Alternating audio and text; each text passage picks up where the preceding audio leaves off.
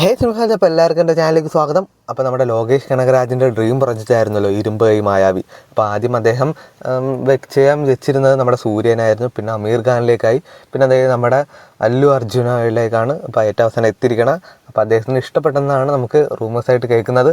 അങ്ങനെയാണെങ്കിൽ ഇരുമ്പ് കൈ മായാവി നമ്മുടെ അല്ലു അർജുന വെച്ച് ചെയ്യുന്നതായിരിക്കും.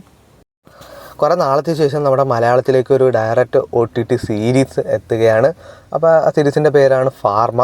അപ്പോൾ ഈ സീരീസിൻ്റെ ട്രെയിലർ നാളെ റിലീസ് ചെയ്യുന്നതായിരിക്കും. അപ്പോൾ നിവിൻ പോളിയാണ് അതിലെ കാസ്റ്റ്. പിന്നെ അപ്പോൾ ഒരു മെഡിസിൻ റിലേറ്റഡ് ആയിട്ടുള്ള ഒരു സ്റ്റോറിയാണ്. അപ്പോൾ എന്തായാലും നമുക്ക് ട്രെയിലറിന് വേണ്ടി വെയിറ്റ് ചെയ്യാം.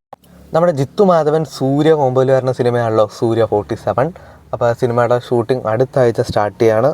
ഇവരെ കൂടാതെ നമ്മുടെ നസ്ലിനുണ്ട്. അപ്പോൾ എന്തായാലും ആവേശത്തിന് ശേഷം നമ്മുടെ ജിത്തു മാധവൻ്റെ സിനിമയാണ്. അപ്പോൾ എന്തായാലും നല്ല കിടിലൻ സിനിമ തന്നെ ആവട്ടെ.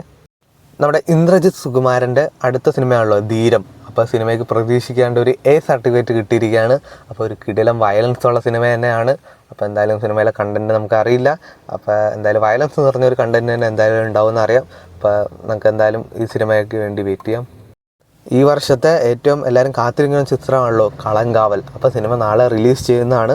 അപ്പോൾ ഞാൻ എന്തായാലും സിനിമ കാണുന്നതായിരിക്കും, എൻ്റെ റിവ്യൂ ചാനൽ വരുന്നതായിരിക്കും. അപ്പോൾ നിങ്ങൾ ആരൊക്കെയാണ് സിനിമ കാണാൻ പോകുന്നത് എല്ലാം ജസ്റ്റ് കമൻറ്റ് ചെയ്യുക. അപ്പോൾ ഇന്ന് ഇത്രയുള്ള വാർത്ത. അപ്പോൾ ഇതുപോലത്തെ OTT വാർത്തകൾ റിവ്യൂസൊക്കെ അറിയാൻ വേണ്ടി ചാനൽ സബ്സ്ക്രൈബ് ചെയ്യുക, കൂടെ സപ്പോർട്ട് ചെയ്യുക.